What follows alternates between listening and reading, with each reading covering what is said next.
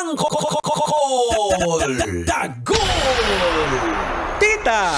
Tanya! Chinita! Sino? Ako?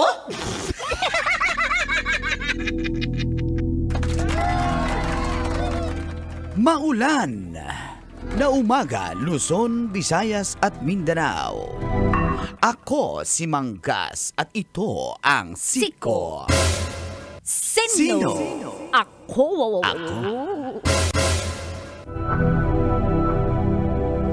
Sa Kawit, Cavite, isang traffic enforcer ang naging viral dahil nakasampa at nakakapit ito sa hood ng isang kotse. Ang nasabing enforcer ay kinilalang si Michael Trahico na pinahinto lang naman ang kotse dahil nakasagian ito ang isang motorsiklo. Imbes na huminto ay humarurot ito kahit pa pinigil na, kung kaya napilitang sumampa ni Trahico sa hood para hindi siya masagasaan. Ang babaeng driver ay dire-diretso ng hanggang 10 hanggang 15 minuto hanggang makarating ito sa kanilang tahanan. Sa kuha ng CCTV, kitang-kita ang paghinto ng kotse ng babae sa tapat ng kanilang gate at bumaba ito at pumasok sa gate na tila ba walang nangyari.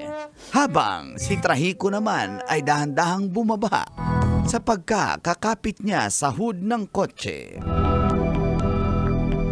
Nabigyan ng citation ticket ang babae pero desidido pa rin si Trahico na sampahan ng kaso ang nasabing babaeng driver. Yan ang ating Siko. Sino? Ako. Sino? Ako? Kailangan pa bang i-memorize yan? Trahix, good morning. Basic. Morning, Col. Morning, Teens. Kabisyo, Feel good morning! It's August 22, 2025.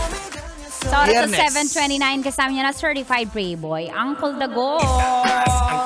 Sa mga Pray Boys.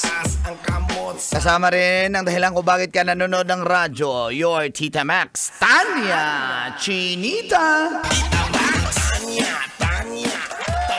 With the certified Contractor. pasaway sa kalsada, Mang Kanor. Certified enforcer, ladies and gentlemen. Nako, kawawa naman yung enforcer. 'Di ba? Kasi nga nakita ko, tis, grabe, nakasampa talaga siya. Kita ko din yan eh. Kasi pag bumitiw siya, delikado, diretso sa kanya yung kotse, masasagasaan Babae yung talaga. driver, tama? Babae yung driver. Babae yung babae nyo. Sinasabi ko na eh. Nahuhuli talaga. Driver yung pinag-uusapan dito, guys. Wala Na talaga, guys. nabubuking talaga sa sariling isda Tinanong yung mo bibig kung babae eh. Yung sariling isda sa bibig. Balik. Ano ba yan? Sinatawa sa joke ko? Guys, pag nag-react ako, guys, hindi na naman nakainom ng gamot, guys. Kawawa. Pero kung matindi to pa ko, mas matindi to yun ni ate girl. Anong pangalan niya?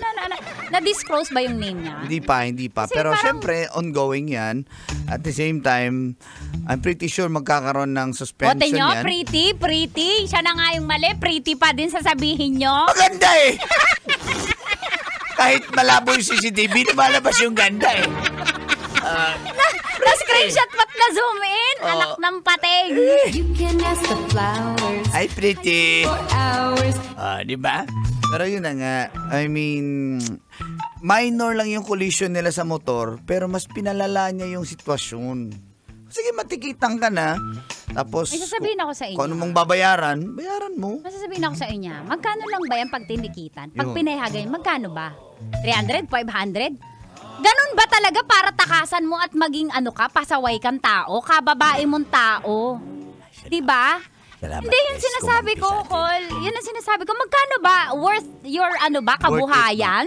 Totoo. 300, 500.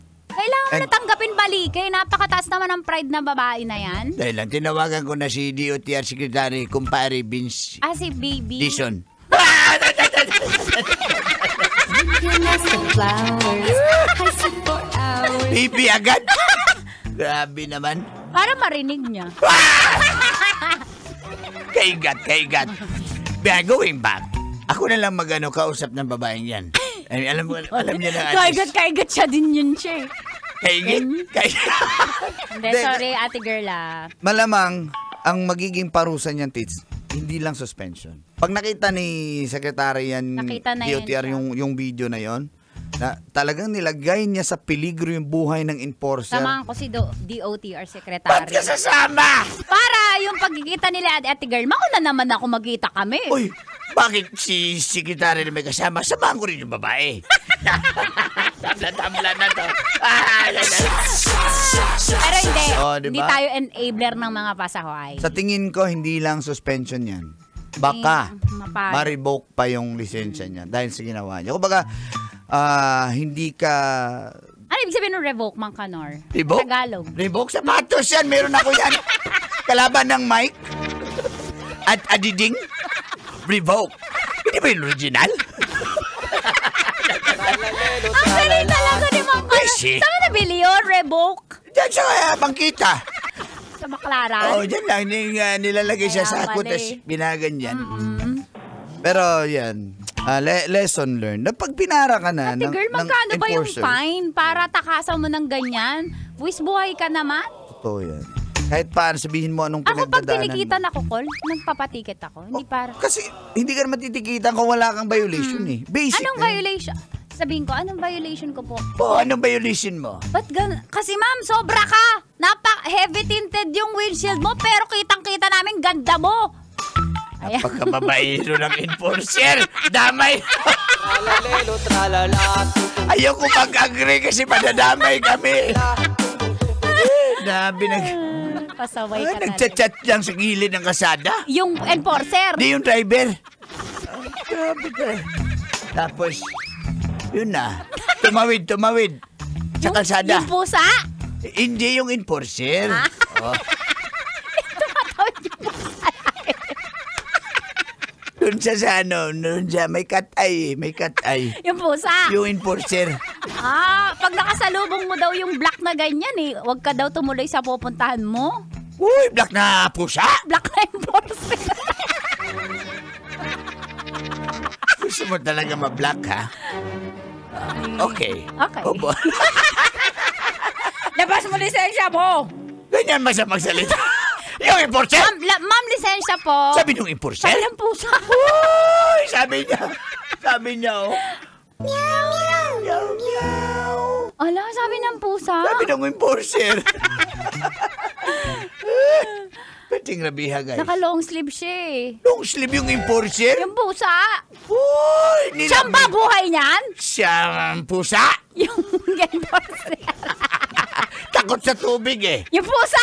Yung enforcer ayaw maligo. Nagpapaulan nga yan kahit traffic Yung enforcer? Yung pusa. Uy! Ng pusi. Ng pusa?